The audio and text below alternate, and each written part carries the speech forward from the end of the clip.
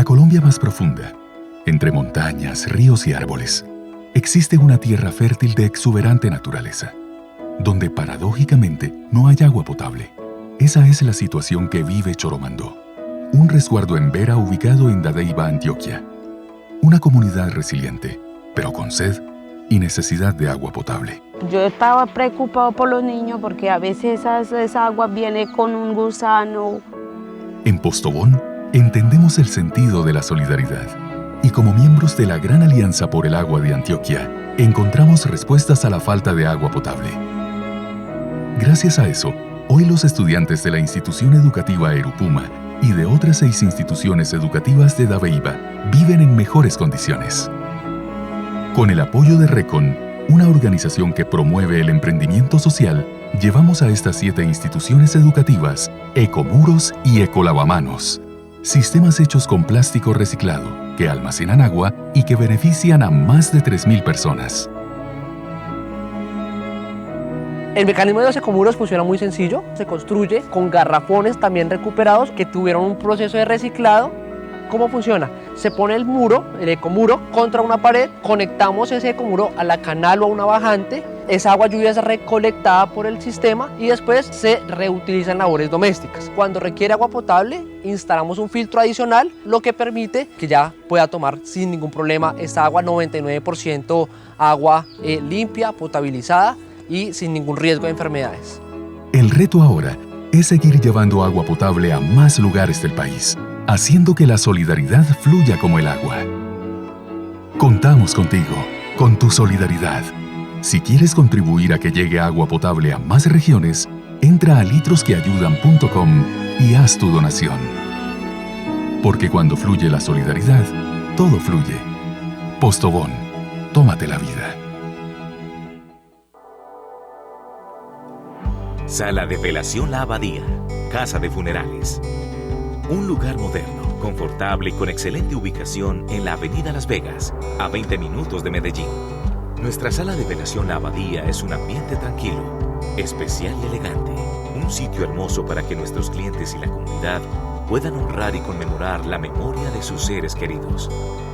La Abadía, Casa de Funerales.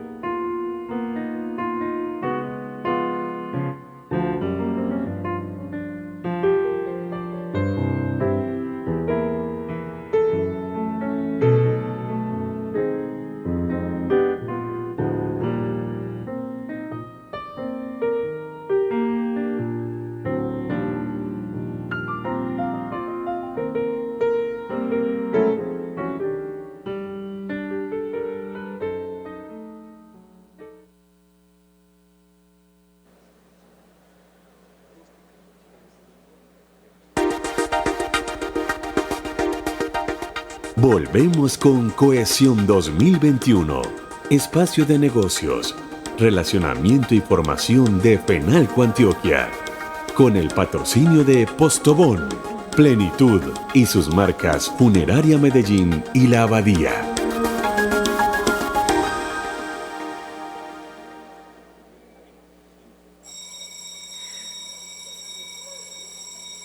Bueno, mientras va sonando el último timbre para organizarnos ya en el recinto, a ustedes les agradezco especialmente por continuar con nosotros en Cohesión 2021. Les recordamos, no olviden que a las 5:30 dará inicio la tradicional Noche de los Mejores. El comercio antioqueño está listo, el país pues recibe estos premios y se resaltan en esas 9 categorías. Los elegidos, recordemos que se caracterizan por su integridad, por su responsabilidad social, generación de empleo y compromiso con el progreso de Colombia. Pueden ver la transmisión quienes están conectados por medio de la plataforma, por medio de esta misma plataforma, seleccionando en el menú principal la Noche de los Mejores. Además, a ustedes que están acá presentes y también a las personas que nos acompañan de manera virtual, les reiteramos la invitación especial a participar en nuestras redes sociales, en Facebook, en Instagram, en Twitter y en LinkedIn, donde recuerden que nos pueden encontrar como @FenalcoAntioquia. Allí pueden compartir sus fotos y también interactuar con el contenido de Fenalco y usar el hashtag Cohesión 2021. Y si desean que algún amigo o compañero se vincule con este panel, con este último panel que tendrá Fenalco Antioquia en este evento Cohesión, también lo pueden hacer, le pueden decir que puede ingresar sin ningún costo a través de la plataforma nochedelosmejores.com. Damos paso entonces a nuestro gran panel de expertos ante la adversidad, la tenacidad, y antes le pedimos a quienes nos acompañan en el teatro acatar todos los protocolos de bioseguridad que están establecidos por las autoridades sanitarias, como el uso permanente del tapabocas, el lavado constante de manos y también el distanciamiento físico. En el panel nos acompañan personajes muy importantes y los voy a invitar a nuestros panelistas a que mientras los voy nombrando vayan subiendo al escenario, por favor. Claudia Patricia Restrepo Montoya, rectora de la Universidad de AFIT. María Victoria Manjarres Betancur, gerente de planeación y asegurabilidad del Grupo Réditos. Daniel de Orquim, director de Ingeniería en Mercado Libre. Luis Guillermo Vélez Álvarez, investigador EXIM, y finalmente Ricardo Andrés Sierra Fernández, quien es el CEO de Celsia. La moderación de este panel estará a cargo de María José Bernal Gaviria, directora ejecutiva de Fenalco Antioquia, y es para mí un gusto presentarles un perfil de María José Bernal. María José es economista de la Universidad EAFIT, actualmente cursa una maestría en Economía Aplicada y Finanzas de esta misma universidad. María José en 2017 tuvo la oportunidad de dictar clases de inglés a niños, adolescentes y adultos con la organización Good People Coffee en Suwon, Corea del Sur. Actualmente se desempeña como directora ejecutiva de Fenalco Antioquia. Asimismo, ha estado vinculada a la Gaceta de la Iberósfera y ha trabajado para organizaciones como Libertank, Cadenas y Complementos SAS, Students for Liberty y la ANDI. Invito a María José para que dé inicio a este panel y presente un poco más del perfil de cada uno de nuestros participantes.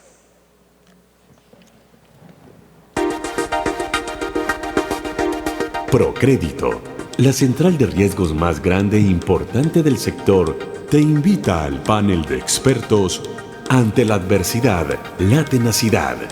Un espacio para conversar sobre liderazgo, los retos y las nuevas experiencias, el comportamiento de las organizaciones y la disponibilidad de herramientas tecnológicas para la transformación de las empresas.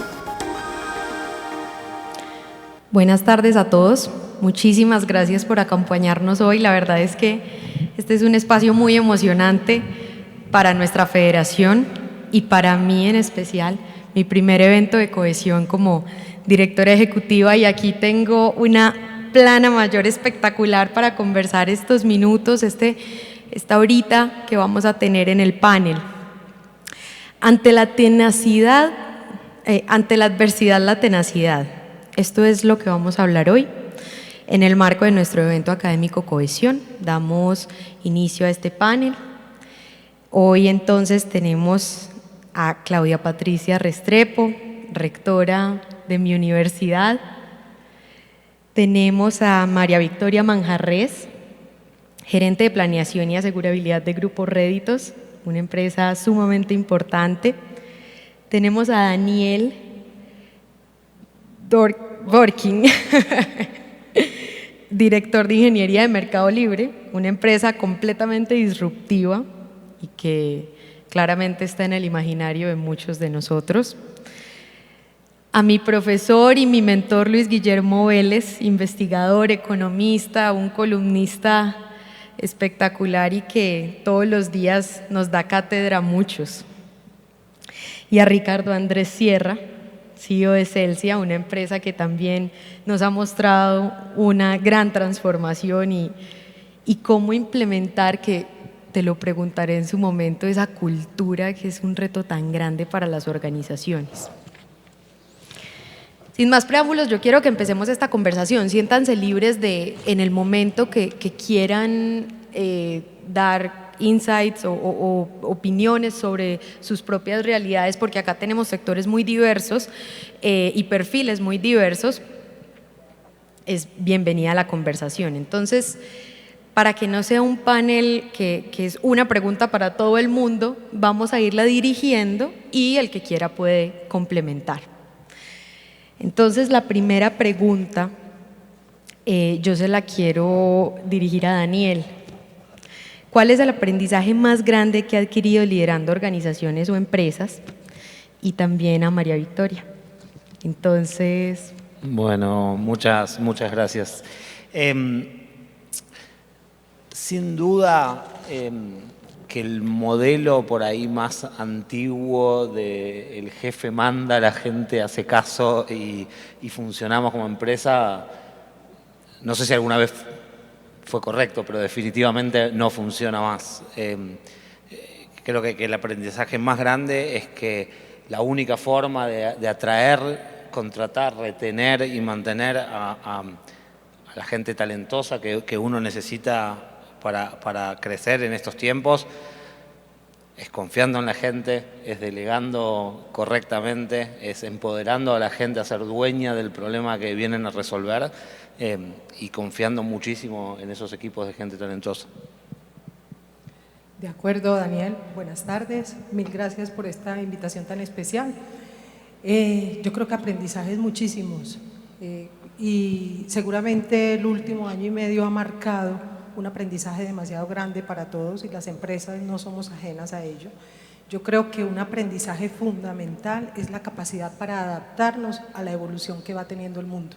O sea, las empresas son seres vivos y son seres vivos porque estamos las personas ahí. Hoy estamos frente a una era tecnológica, mucha tecnología, muchas herramientas y todo lo demás. Sin embargo, todo ello cobra sentido y en la medida en que las personas estamos ahí, que estamos con toda la disposición, con todo el ánimo, con todo el conocimiento, la experiencia para aportar y hacer que las cosas sucedan. Entonces creo que daría una prioridad muy grande al hecho de que esa capacidad de adaptarnos, esa flexibilidad, esa apertura que debemos tener al cambio para poder adaptarnos a las diferentes circunstancias que el entorno nos va planteando. Yo pienso que es clave o es adaptarnos o es desaparecer y definitivamente sabemos que las empresas están para prestar un gran servicio a la sociedad y en ese sentido debemos hacer lo posible por adaptarnos y continuar adelante. Muchas gracias. Yo quiero conectar esto con una pregunta dirigida a Ricardo, porque Celsia ha tenido una gran transformación en toda su cultura organizacional y eso no se da de la noche a la mañana, se ve desde afuera, lo sentimos desde afuera, los colaboradores lo manifiestan. Entonces, ¿cómo lograr el compromiso y la motivación de los colaboradores en momentos difíciles? Sí, gracias Mariajo y gracias a Francisco por esta invitación tan rica y aquí a esta conversación con estos panelistas de lujo. Yo quiero empezar como con la historia de por qué volvimos la cultura nuestra herramienta para competir. Y es que en unos análisis que tuvimos por ahí con Alejandro Salazar, que tiene un libro muy bueno de estrategia, se lo recomiendo mucho, que Claudia está sufriendo, Alejandro en este momento también, empezamos a hacer una revisioncita hace como 5 o 6 años y nosotros como que la estrategia de Celsia era como parecerse a un EPM pero chiquito, era como vamos haciendo, recogiendo como unos activos y que el mundo está cambiando tan rápido, a todos ustedes les cambia el negocio todos los días y a nosotros también, pero no lo habíamos visto. En el mundo la gente cambia de comercializador de energía como si fuera un negocio de telecomunicaciones y si yo les pregunto acá, nadie ha cambiado a EPM si es que viven en Medellín. La gran mayoría de ustedes nunca se han preguntado que uno pudiera cambiar a EPM como comercializador.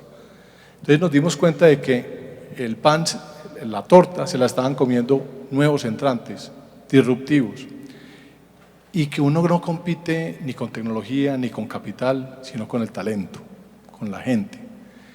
Y decidimos voltear la cultura completa de Celsia para tener una cultura que nos permitiera entrar a esos nuevos segmentos, entrar a esos nuevos mercados y poder competir.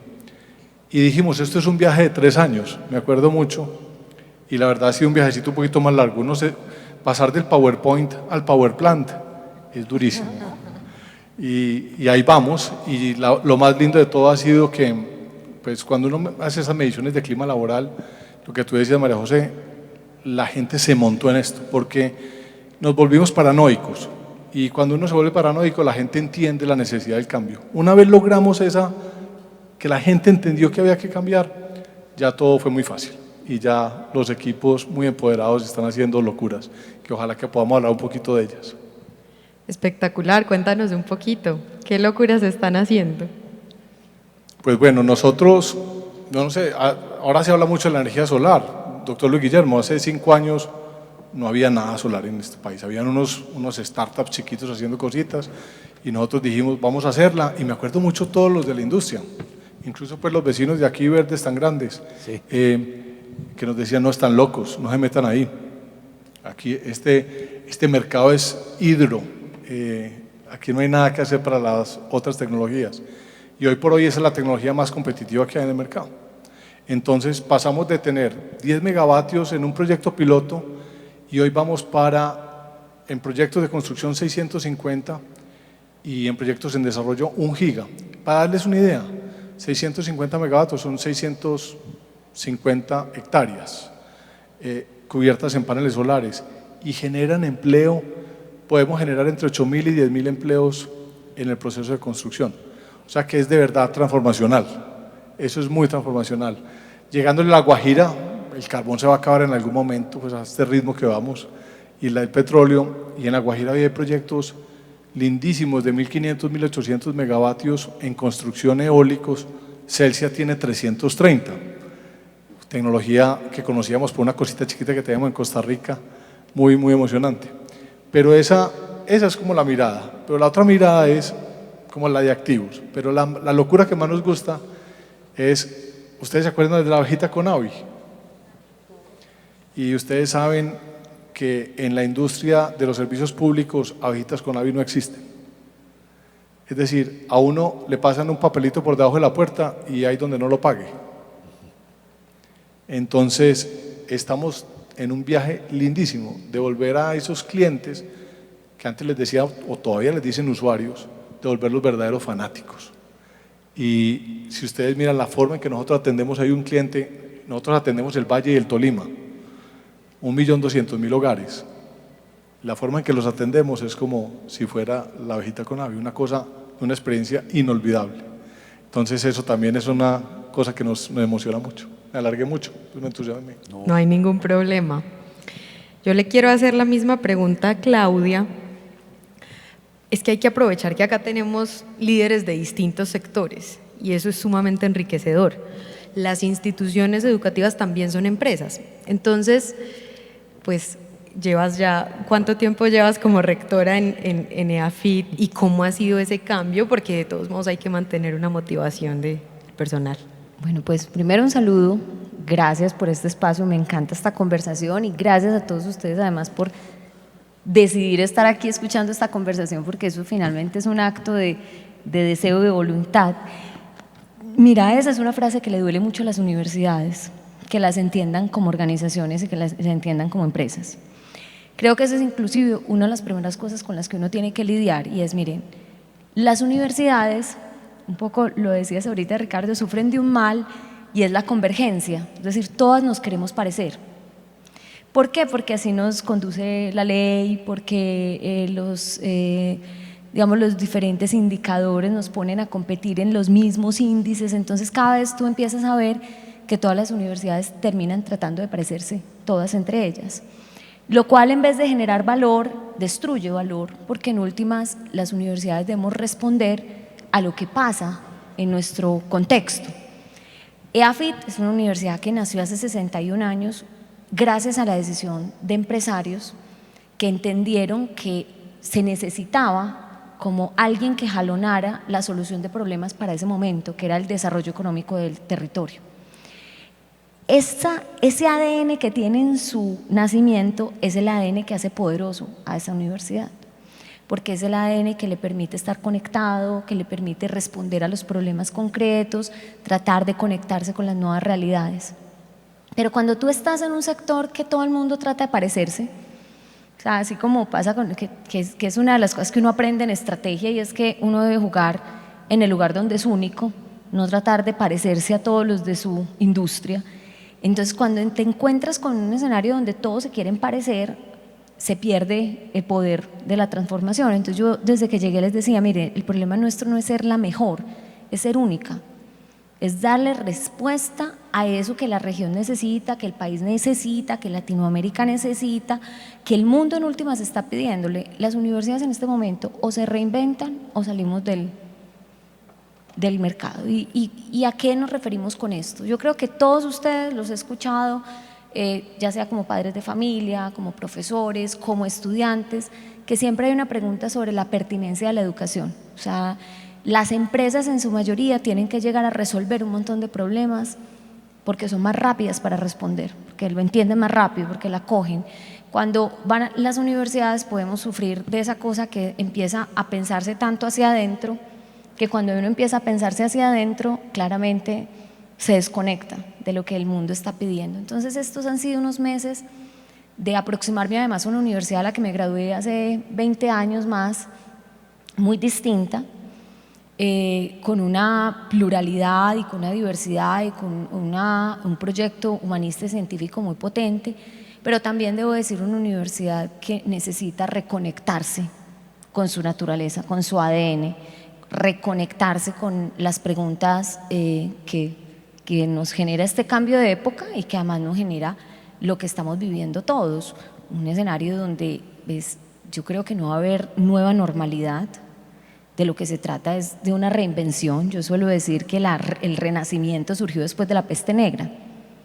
La peste negra fue uno de los detonantes del gran renacimiento, porque la proximidad a la enfermedad, la proximidad a la muerte, generó en ese momento una revolución humana alrededor del tema. La gente tuvo que volver a pensar hacia dónde tenía que ir. Y yo creo que estamos pasando por un momento de esa magnitud. Si lo visualizamos así, vamos a transformarnos. Si tratamos de volver a lo que había antes, yo creo que nos vamos a equivocar. Yo les digo mucho, actuemos rápido antes de que nos volvamos a acomodar. Aprovechemos ese desacomodo que tenemos para pensar de manera distinta, para pensar fuera de la caja, para pensarnos que de pronto los programas educativos tienen que ser distintos, que la manera como nosotros nos aproximamos es distinto, que la experiencia tiene que variar.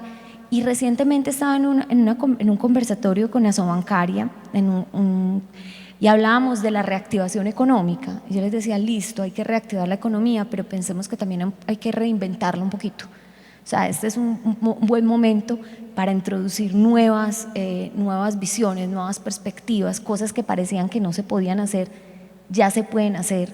y están más a la mano de lo que nosotros nos estábamos imaginando. Entonces yo creo, María, que la verdad ha sido, yo pienso que estamos pasando un momento, a diferencia de lo que muchos podemos decir, ha sido un momento difícil, es un momento muy retador, es un momento que pone en riesgo la continuidad del negocio de muchos de nosotros, o sea, en todos, la continuidad del negocio de las universidades, la continuidad del negocio pero si nosotros nos paramos desde la lógica de la disrupción, de la capacidad de recrear, de inventarnos, esto es una oportunidad. Es una oportunidad de desacomodarnos. ¿Cómo fue la palabra que usabas ahorita, Ricardo? Como el sentido de desacomodo, ¿cómo fue que dijiste? En todo caso es como un estado de que uno se desajusta, lo desacomodan, y esa incomodidad, si la logramos poner en función de la transformación, vamos a lograr cosas absolutamente espectaculares. Y yo creo que ese es como el momento que estamos viviendo, o sea, el momento en el que uno puede decir, venga, repensémonos desde otra manera, visualicemos las cosas distintas y no queramos volver a la normalidad, porque primero no va a volver, y segundo, pues es que de hecho yo les voy a decir, nosotros estamos un poquito retrasados frente al cambio. Nosotros hace mucho rato venimos hablando de la cuarta revolución, pero estamos un poquito resistentes a ella, porque la cuarta revolución no es una revolución de tecnología, las revoluciones son revoluciones de pensamiento, y hoy estamos frente al momento en el cual todos nosotros estamos en la capacidad de hacer esa revolución, si no nos da susto, si no queremos volver a lo mismo y si lo que estamos dispuestos es como a repensar nuestros negocios. Y dentro de eso planteo, las universidades como industria tenemos que repensar nuestro modelo, porque la sociedad nos está pidiendo una cosa distinta y hace años nos las está pidiendo, y nosotros somos resistentes a eso, queremos prevalecer en las estructuras de siempre, pero un movimiento como esto nos pone en, mire, es que ya no es si usted quiere y se le parece, es que es o es. Si usted quiere tener valor para el otro, tiene que ofrecerle un valor distinto. Y yo creo que para mí ese es como el gran reto que hoy estamos viviendo en nuestro sector de la educación, pero yo creo que en general, en las organizaciones, las empresas, la sociedad en general está pasando por ese momento, y creo que es una gran oportunidad. María, si me permites, yo quisiera complementar. Claro que algo, sí. Porque no quisiera dejar pasar por alto todo lo que Claudia nos está mencionando, con lo cual estoy muy de acuerdo, y lo complementaría con que sí, es una oportunidad. Indudablemente que han sido momentos demasiado críticos, quizás más para unos que para otros, pero todos hemos vivido el impacto de lo que ha sucedido el último año y medio, y ante eso, precisamente, ante la adversidad, es cómo vamos a sacar a relucir la fortaleza y la capacidad que tenemos para afrontar esos retos, para repensarnos como empresas, pero para repensarnos como empresa hay que repensarnos como personas, como seres humanos, o sea, nuestro rol en una sociedad, en la familia, en la institución donde estemos, o sea, cuál es nuestro rol y cuál es la responsabilidad que vamos a asumir frente a esos retos que tenemos hoy para repensarnos y salir adelante, pero salir adelante juntos, o sea, y ahí es donde definitivamente le encuentro mucho sentido a lo que plantea Claudia, porque hay unas grandes oportunidades con la academia. Yo adoro la academia, soy fanática de la academia, he sido docente, lo soy, bueno, y trato de aprender cada día todo lo que pueda. Y yo pienso que la academia es fundamental para afrontar esas situaciones, para crear sinergias, para que hagamos ese match con las empresas, porque es que nosotros en las organizaciones estamos recibiendo las personas que acaban de salir de la academia, nosotros somos llamados a darles la oportunidad de que continúen su proceso de formación desde la aplicación del conocimiento que han adquirido en las universidades, en las diferentes instituciones y demás. Entonces, no quería dejarlo pasar por alto, creo que es una gran oportunidad de que podamos salir juntos, pero salir adelante juntos, articular sinergia. Nosotros en Grupo Réditos, nosotros somos Gana, el operador de la marca Gana, nosotros hoy estamos desarrollando hace aproximadamente 2 años un proyecto que es la Universidad Réditos, y precisamente tratamos de articular el desarrollo no solo de las competencias de las personas que pertenecen al grupo, sino tratar de articular como todas esas capacidades que se tienen. Incluso la universidad ha tenido un poder tal que nos permitió estar cerca de las personas en los momentos más difíciles de la pandemia, porque fue nuestro medio de comunicación con todas las personas. Entonces, de verdad que comulgo con eso y ojalá que podamos desarrollar grandes proyectos. Sí, las escuchaba y pensaba lo mismo, ¿no? El modelo ese de ustedes capturan a la gente del colegio y la forman y nos la inyectan en la industria, no existe más. Claramente no existe más, y donde menos existe es en el mundo de la tecnología, donde la necesidad de gente, de talento nuestra, de la industria, hace que hasta, opinión con la que no comulgo, pero que hasta esté un poco de moda, la universidad no sirve, ya está, pasó. Creo que es una responsabilidad nuestra como industria ser parte de ese proceso. Creo que no hay otra forma. Y es algo que desde Mercado Libre, pero yo personalmente también lo hago hace mucho, tenemos que estar muy, muy cerca, la universidad de la industria, y retroalimentarnos y trabajar juntos en que vuelva a crecer, ¿no? Porque por lo menos en ingeniería, en tecnología, que es lo que yo más conozco, perdimos mucho caudal de gente con la paciencia y la energía, las ganas y el entendimiento de hacer una carrera. Entonces, tenemos que trabajar súper juntos, ¿no? Creo que no hay otro camino para ninguno de las dos puntas, ¿no? Interesantísimo. Y aquí yo quiero hacer una pregunta conectada con lo que estamos conversando al profe. Usted ha liderado equipos en organizaciones, pero también en salones de clase, y ha dejado huella en muchas personas, y yo estoy ahí incluida. Entonces, ¿cuál es el aprendizaje más grande que ha adquirido liderando organizaciones, empresas y también grupos de estudiantes? Vea, yo he sido muy afortunado en la vida. A mí siempre me han llegado los trabajos, como que me han buscado, pues soy lo que llaman es que bendecido. En la universidad pasó una cosa. Al talento lo llaman bendecido. Gracias. En la universidad pasó una cosa. Yo pronto fui monitor y después algo que en ese tiempo se llamaba auxiliar de cátedra, que era un profesor que estaba en último año y enseñaba cursos introductorios. Yo terminé y me dijeron, oiga, quédese aquí trabajando. Y yo dije, qué bueno, poderme quedar aquí trabajando, estudiando más, porque yo sentía que no sabía nada. Uno siente mucho eso. Usted no lo sintió cuando salió.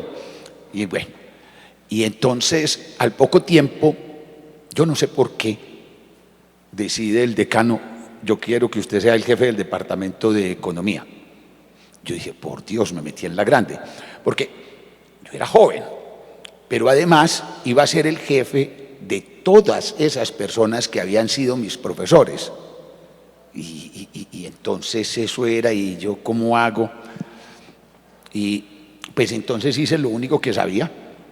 A mí me ha gustado mucho trabajar, a mí me gusta estar haciendo cosas, pues para mí el trabajo, no tengo nada comparado con el negrito del Bateil, no lo hizo Dios como castigo. Me encanta, me gusta, me motiva, me alegra, y entonces yo trabajaba y yo había visto, yo venía, mi papá y todos sus amigos eran lo que hoy llaman informales, es decir, trabajadores independientes. Uno tenía una tienda, el otro una carnicería, es decir, eran, la economía es que informal, la llaman hoy. En ese tiempo todo el mundo era informal y no se veía como mal. Y entonces yo entendía eso, lo del trabajo. Entonces yo trabajaba. Otra cosa que tenía es que yo soy madrugador.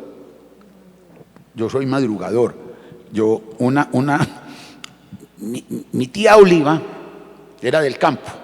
Entonces en ese tiempo llegaban las tías del campo a temperar a la casa de uno, ¿cierto? Y llegó un día la tía Oliva.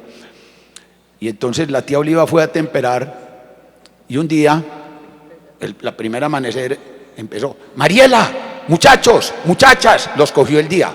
4 de la mañana, Ricardo. ¿Pero cómo así? Es que nos cogió el día. Se empezó a las 4 de la mañana, tía. Y no, el que a las 10 de la mañana no ha hecho lo que tenía que hacer, perdió el día. Y yo todavía le creo eso a mi tía Oliva, entonces yo siempre en mis trabajos llego temprano, trabajo, me intereso por el trabajo de los demás, y ese es el liderazgo. Yo, por ejemplo, veo a Ricardo en su organización, y yo lo que admiro de Ricardo y de la gente que admiro yo en sus trabajos es que trabajan, que dan ejemplo, es ejemplo permanente.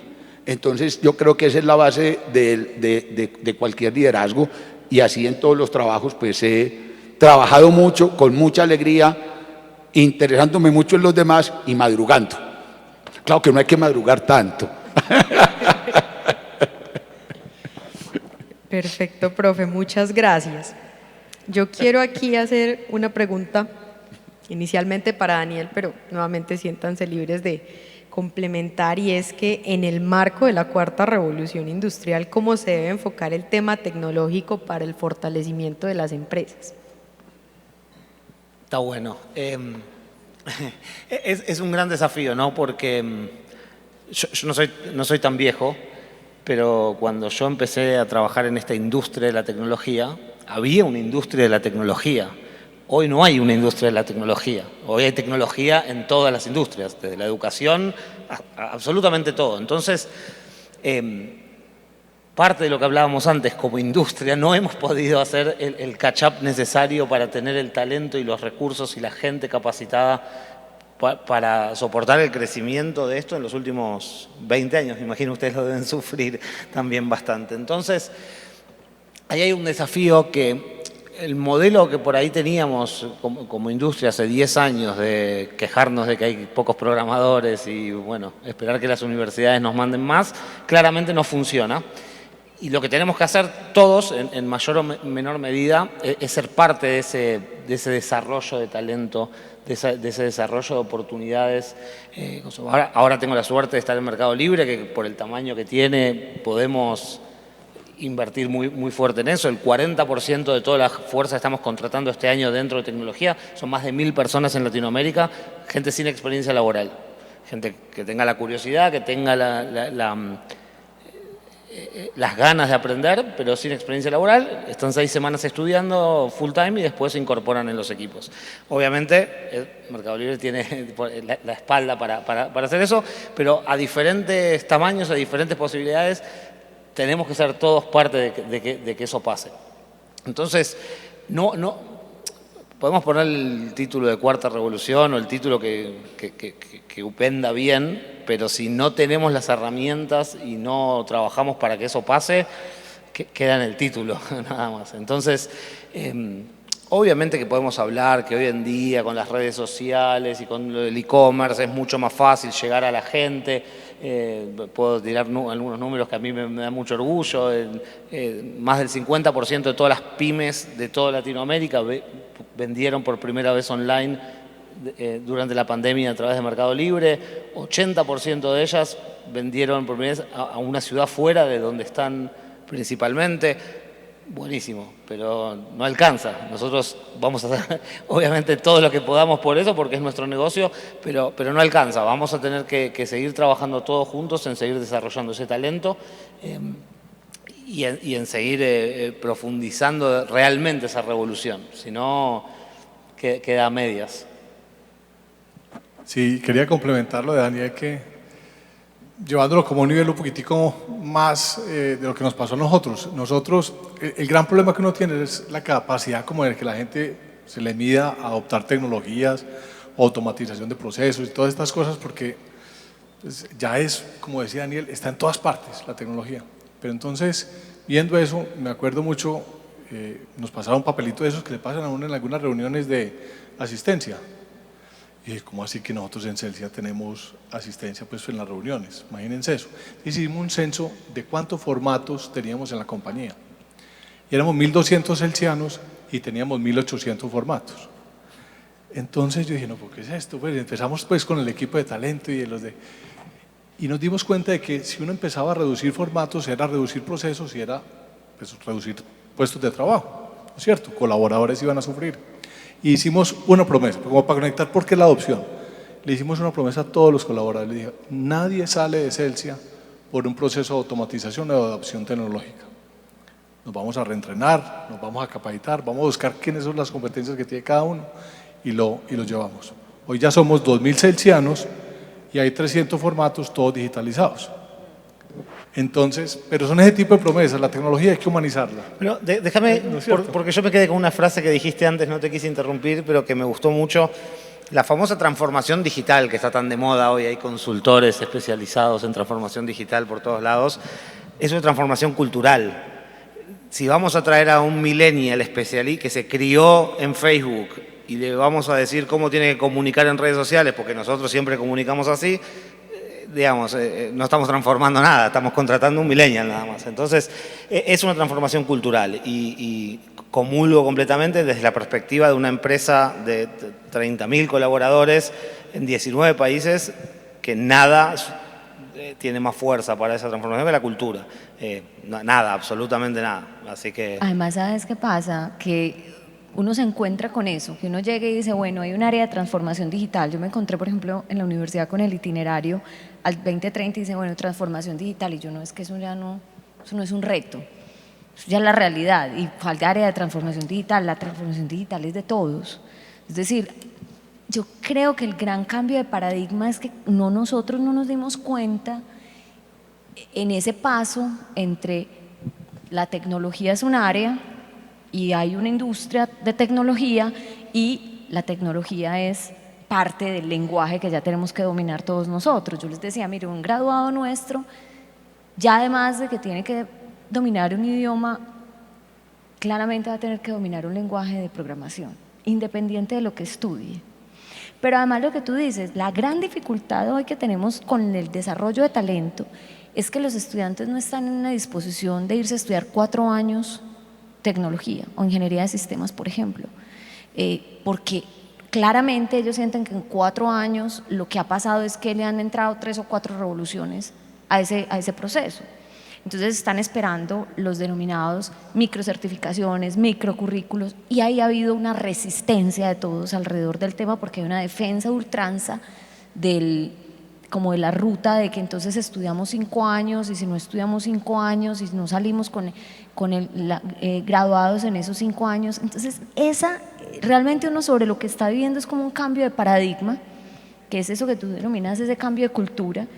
Yo, como le digo a mis estudiantes, en los denominados nativos digitales hay un problema y es que ellos sí nacieron en la era digital, pero ni sus profesores, ni sus papás, ni su ecosistema ha sido nativo digital, entonces no son nativos digitales.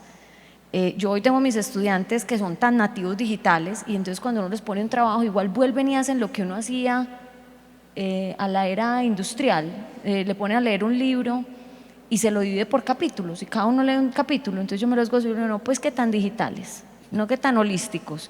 Igual están haciendo exactamente lo mismo que hacíamos lo que se hacía en el siglo XIX, en el siglo XX, división del trabajo.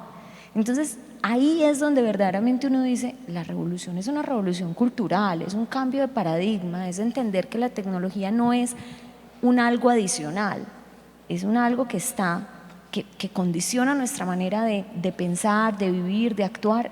Por ejemplo, en la pandemia, yo creo que muchos de nosotros aprendimos a hacer cosas.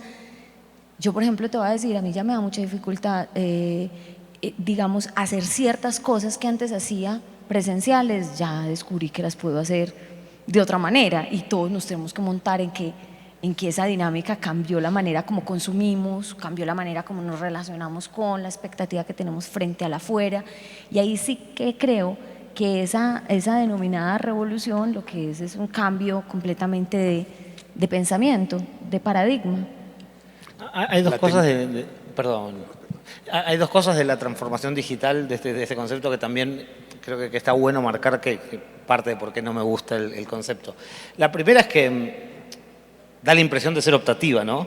Y la transformación va a pasar, la pregunta es si se van a subir o no, pero pasar o va a pasar.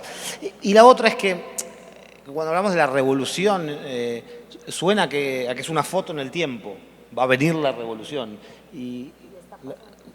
Y pasa, y todos los años cambia, y todos los años hay una revolución nueva. Entonces, si no cambiamos la cabeza, todo lo demás va a ser difícil. No, el avance tecnológico es maravilloso porque le permite a uno ser ignorante en un montón de cosas y dedicarse a pensar y hacer cosas más profundas, más divertidas.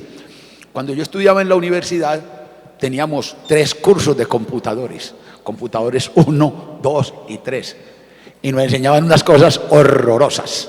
Oiga, tienes que aprender Fortran 4. ¿Alguien no oye hablar de Fortran 4? No, Fortran, a ver, saquen la cédula. 4, Saquen la cédula.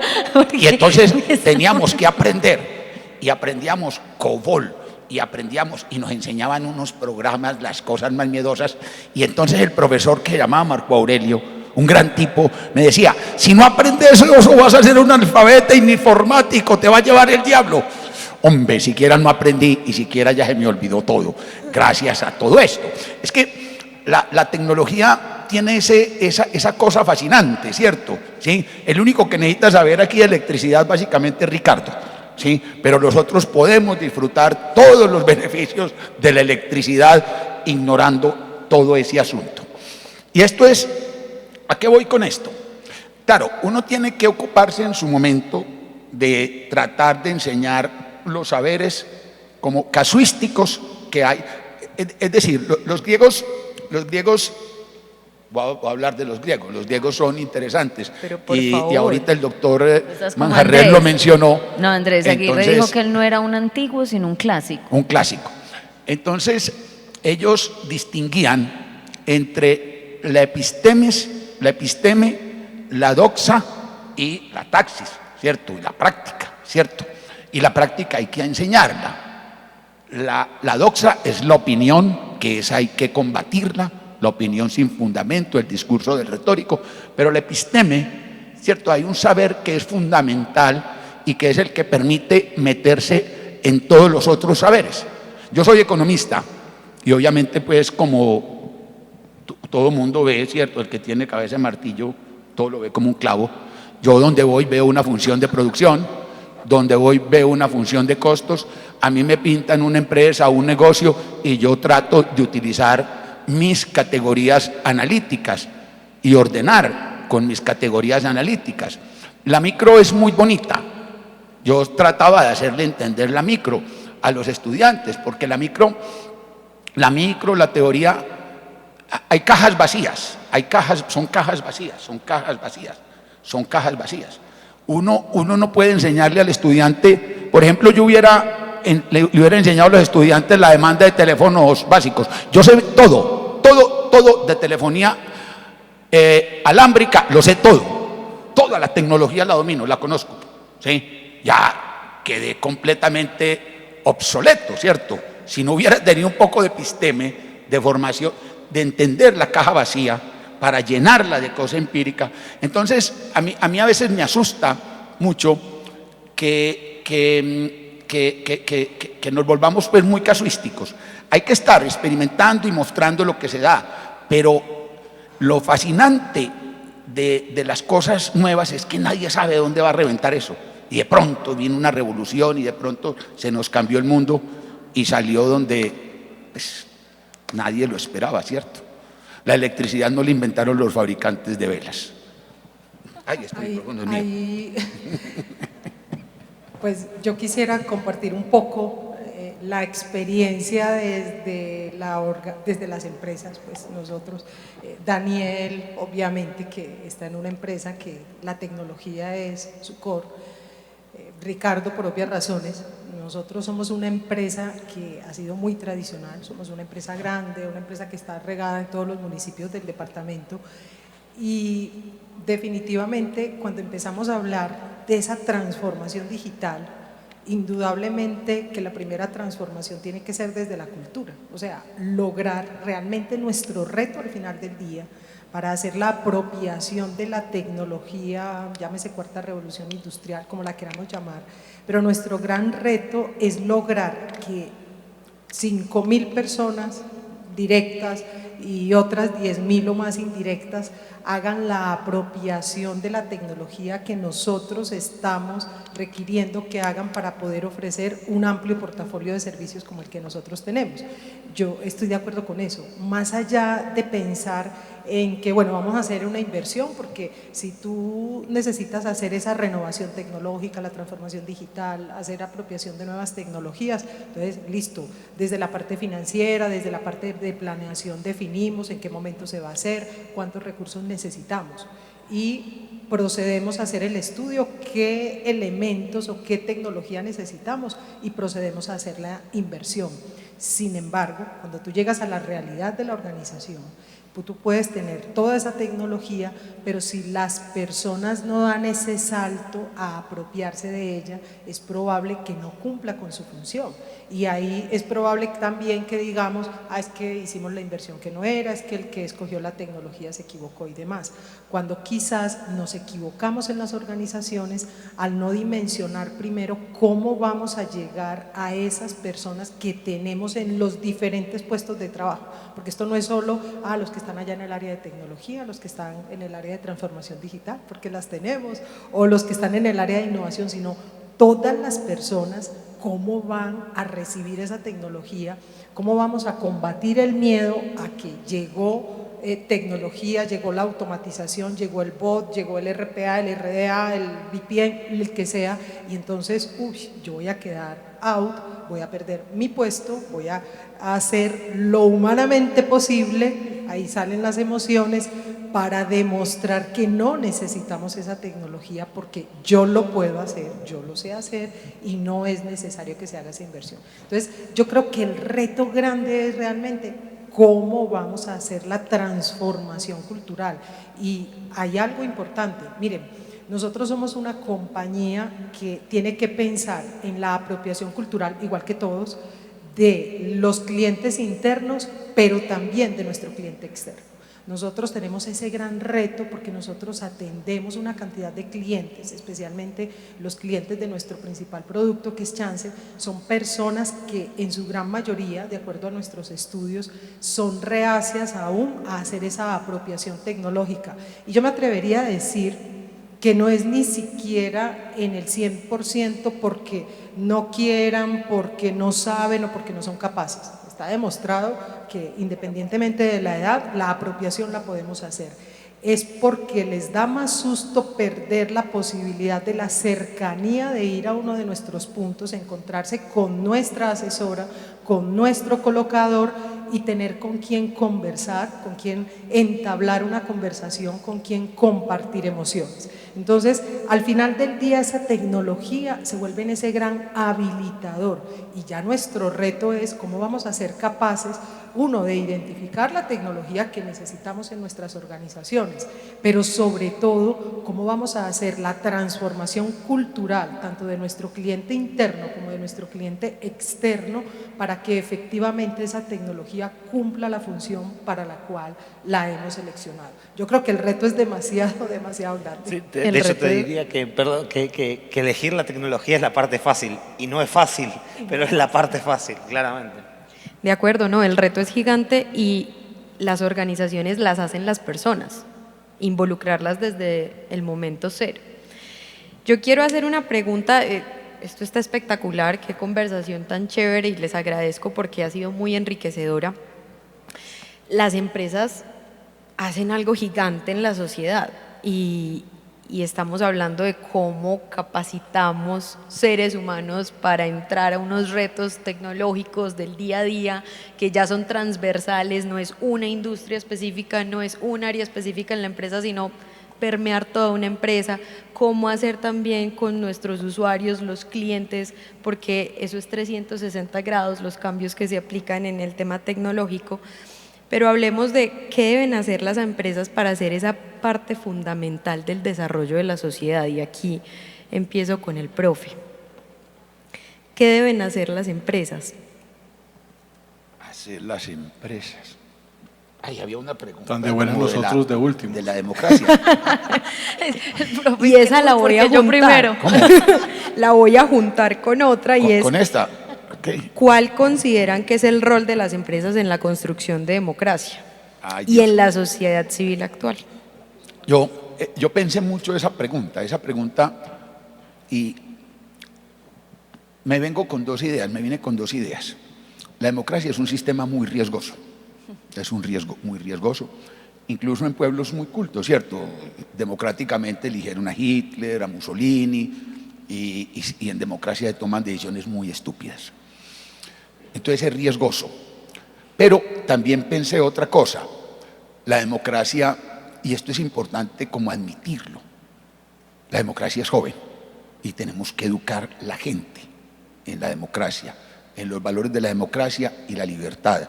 No están dados, no son evidentes, no los podemos tomar como dados en el ambiente.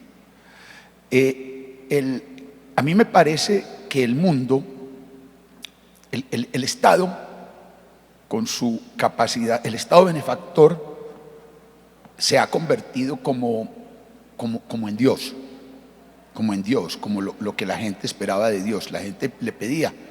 Y entonces se ha convertido la vida social, la gente es esperando, uno ve el discurso de la política, es un discurso de promesas, un discurso de cositas, de medidas, en fin, todo el mundo quiere tener su leyecita, su cosita, su subsidio, y hacer eso es contradictorio y muy caótico, y entonces todo se ha vuelto sumamente caótico en la vida social, y entonces eso afecta a la democracia, porque la gente es pidiendo permanentemente y con mucha urgencia, ¿sí?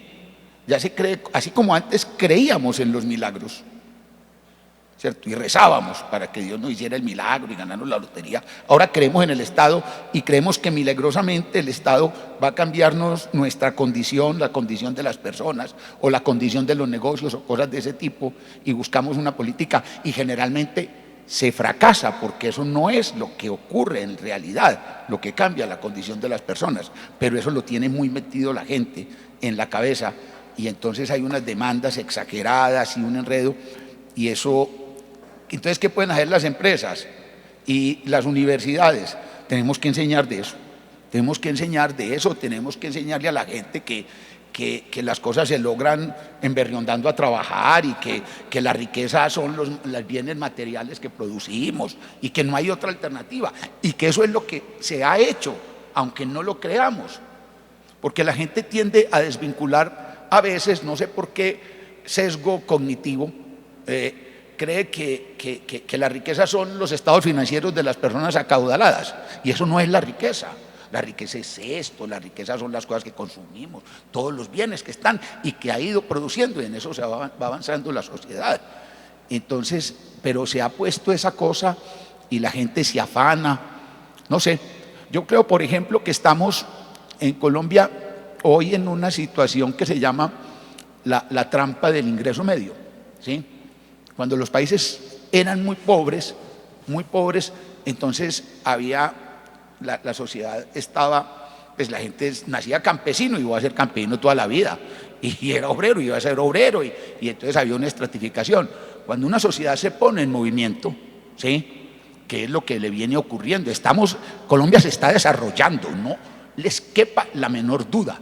Se está desarrollando, y el desarrollo genera unas dinámicas donde hay gente que es más hábil, se mueve más, y todo el mundo empieza a ver.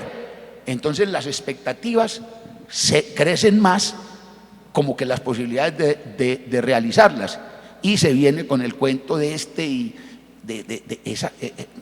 esa ansiedad de las personas, y entonces eso me preocupa. Entonces hay que enseñar más democracia, más economía y más de libertad. Pero, profe, yo ahí voy a decir una cosa que yo creo que a todos se nos olvida a veces, y es que si bien la democracia es un sistema frágil, joven, complejo, porque finalmente es un acto de confianza, la democracia es un acto donde los ciudadanos confiamos en desde un colectivo de la construcción de un Estado. A todos se nos olvida que las democracias más exitosas o aquellas que van madurando más vienen acompañadas de un capítulo que a todos nos da un poquito de miedo mencionar, que es el capitalismo. Y yo creo que esa división entre la democracia y el modelo económico capitalista trae problemas profundos, porque plantear la democracia como el estado de la exigencia de nuestros derechos tiene un olvido en el fondo, y es que dentro del marco de la democracia hay una defensa por las libertades, pero las libertades se desarrollan en estados de mercado libres, no en estados de mercado donde no hay libertad. ¿Y por qué traigo eso? Porque ahí es donde yo veo el poder de las empresas más fuerte que cualquier otro. Yo siento que es muy desafortunado lo que ha pasado en el último tiempo en el país y en la región, que trata de hacer una división entre la defensa de la democracia y la construcción del mercado, y la construcción de la libre empresa, y la construcción de la economía, y el hablar de valor, y el hablar de negocio, y el hablar, porque, y se los digo permanentemente, vivo en un contexto donde muchas veces ocurre que en la academia, cuando usted empieza a hablar de constitución, de libertades, entonces se genera como las antípodas en las que nos queremos y a veces nos dejan meter, y es que porque yo defiendo la democracia o porque yo defiendo el capitalismo entonces no soy un demócrata, o porque yo defiendo la libre empresa entonces estoy atentando contra el principio básico de los derechos y de la configuración de una constitución. Y yo creo que es un deber de las organizaciones, empresas. Yo creo que el poder que tienen las organizaciones en la sociedad es que es un segundo capítulo, o sea, si bien la democracia es una decisión de ciudadanos, en esa construcción ciudadana hay un capítulo intermedio que son las organizaciones, y es que los seres humanos nos organizamos a través de grupos con propósito, dentro de las cuales están las empresas, las universidades, las instituciones, digamos que. Y creo que ese capítulo, para mi juicio, es uno de los que ejerce mayor palanca para construir democracia. Porque cuando usted va al ciudadano básico haciendo la democracia, se corren muchos más riesgos. Cuando las instituciones, las organizaciones, las empresas, las universidades, nos ubicamos en un estado mucho más maduro de lo que es una construcción democrática, y le perdemos el miedo a hablar de la libertad, a hablar del desarrollo de la economía, a hablar del desarrollo del mercado, a hablar de la construcción colectiva de valor, porque ya el valor público no lo… En mi época, o sea, cuando yo estudiaba economía, en mi época, a uno le solían plantear que el valor de las empresas era generar empleo. Y no, es que eso es un pedacito de mucho valor que generan las empresas. Las empresas generan cohesión, generan colectividad, generan propósito.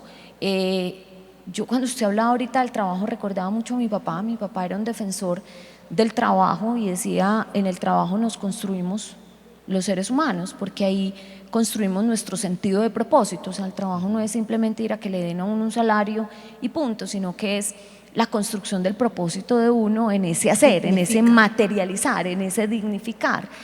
Pero parte de lo que nosotros tenemos que entrar a resignificar es esto, porque a mí me ha sorprendido muchísimo en los últimos tiempos un debate en el que no nos podemos dejar meter, que es esta cosa de que están los defensores de la democracia y eso es se contrapone a los defensores del mercado, porque estamos equivocados. Es que lo uno se crea en lo otro.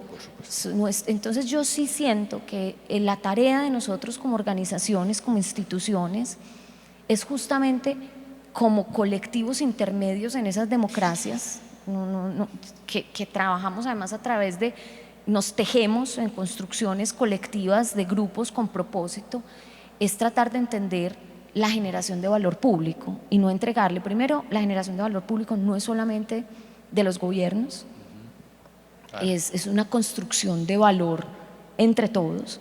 Segundo, plantear que las empresas y las organizaciones tenemos un rol esencial en la construcción de ese valor público, hoy más que cualquier otro momento de las democracias. O sea, las democracias madurarán en tanto los grupos organizacionales, instituciones, maduren esa democracia. Y tercero, y cierro con esto, creo que eso nos pone a todos nosotros en una tarea fundamental, y es la tarea de ayudar a hacer la construcción democrática sin permitirnos entrar en radicalizaciones, y además sin meternos en esa disputa de que es que la democracia no compagina con la libertad de empresa, porque yo creo que en ese escenario de discusión la que pierde es la democracia, y yo creo que ahí es donde nosotros sí tenemos que ser unos constructores de democracia desde ese poder fundamental que tenemos los que estamos sentados aquí, y es que trabajamos en un mundo colectivo con propósito, que son las empresas de todos los ámbitos. Una empresa de conocimiento como es la mía, yo a todos les digo, mire, AFIDE es una empresa de conocimiento con una universidad dentro, no se les olvide eso. Nosotros generamos conocimiento, somos una organización, y cuando construimos conocimiento tenemos una responsabilidad organizacional como colectivo. Yo creo que ahí es donde nosotros sí tenemos mucho más que aportar en esa construcción. Espectacular. No sé si quieran agregar algo ya para terminar el panel, porque estamos corriditos de tiempo un poquito.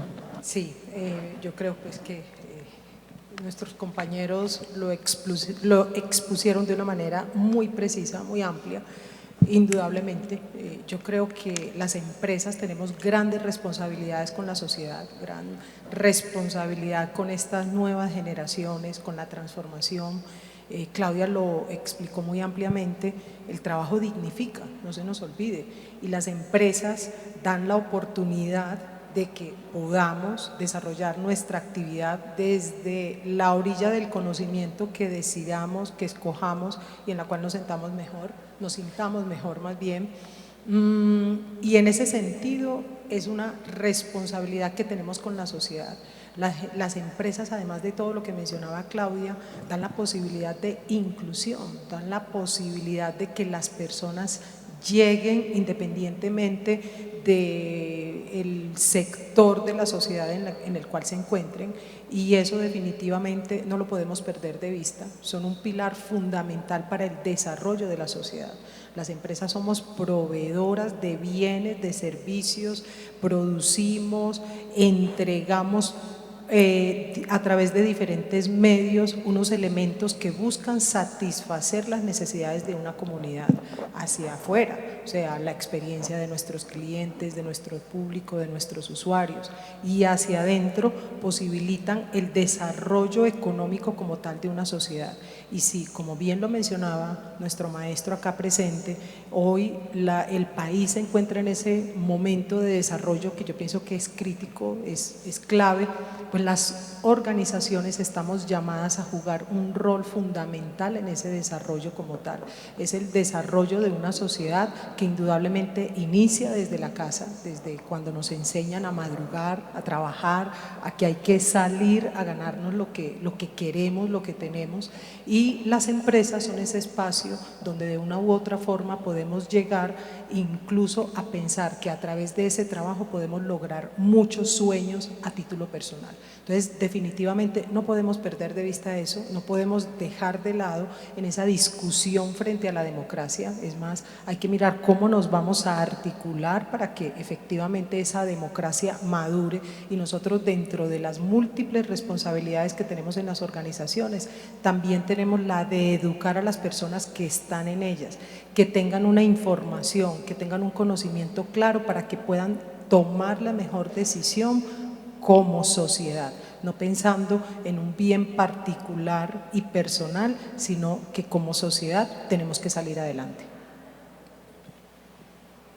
No, yo quiero que me den la grabación al final, porque lo que han venido diciendo es espectacular. Yo estoy muy emocionado con lo que he escuchado, yo creo que todos aquí lo compartimos, porque aquí no hay sino empresarios.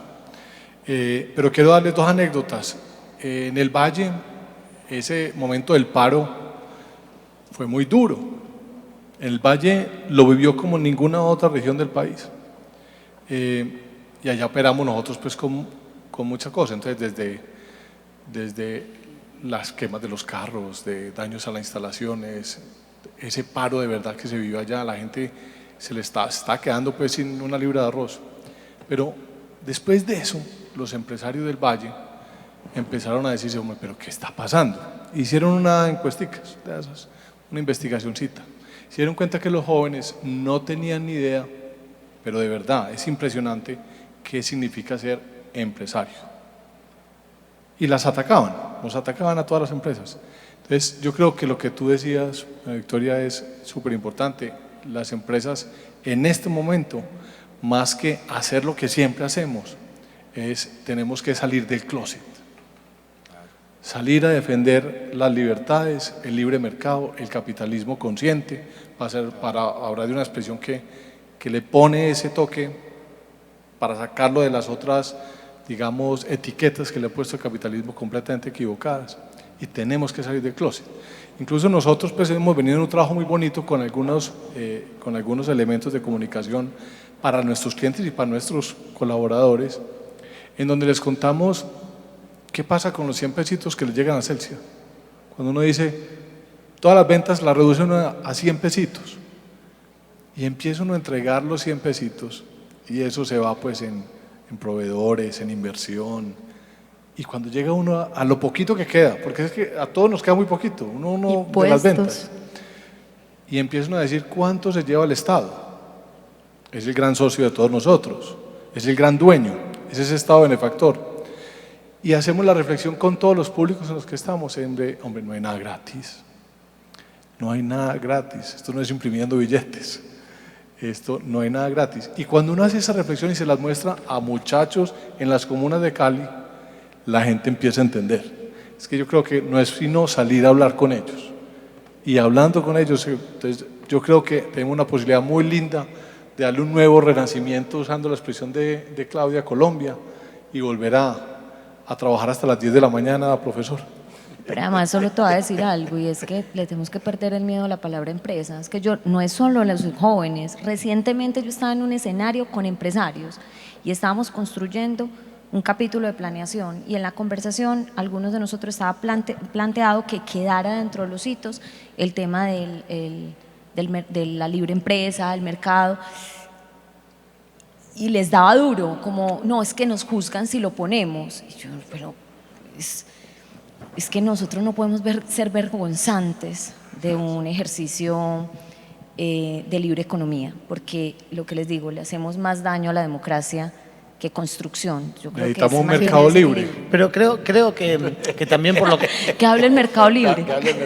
Creo que también un poco va lo que decías antes, de que se mezclan mucho los temas, ¿no? Porque nosotros literalmente nuestra misión como empresa, la que hacemos pública, está en todos lados, es que para qué existimos es para democratizar el comercio y las finanzas en América Latina.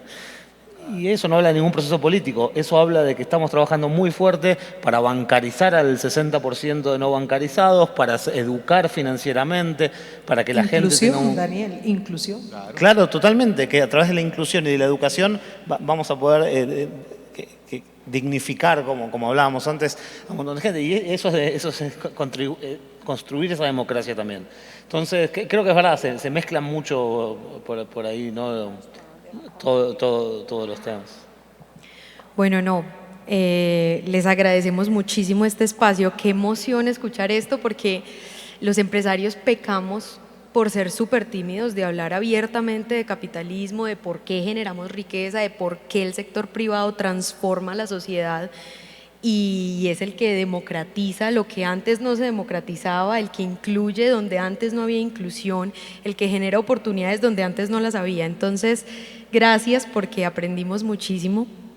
Desde FENALCO Antioquia, pues el compromiso sí está por hablar de libre empresa, hablar de capitalismo, hablar de generación de riqueza y de oportunidades para todos desde el sector privado. Entonces esto es sumamente emocionante ver cómo desde distintas aristas, desde distintas tribunas de la sociedad estamos trabajando por lo mismo. Muchas gracias, y ya para esto damos paso a nuestra presentadora. Muchas gracias. Muchas gracias a ustedes. Muchas gracias. Así es, un gran aplauso y muchísimas gracias a nuestros 5 panelistas y también a la directora ejecutiva de FENALCO Antioquia, María José Bernal.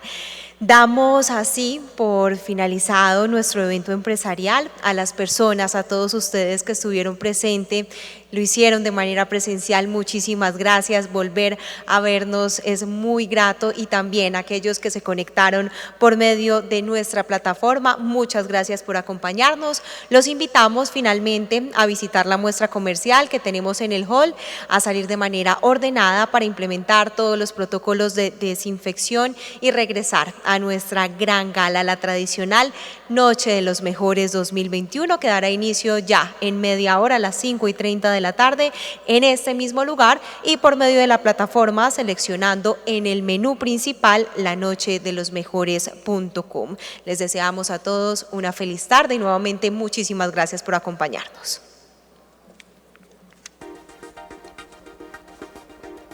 La Central de Riesgos Procrédito agradece a los empresarios y grandes expertos que nos acompañaron en el panel Ante la adversidad, la tenacidad. Fueron muy valiosos sus aportes en este espacio.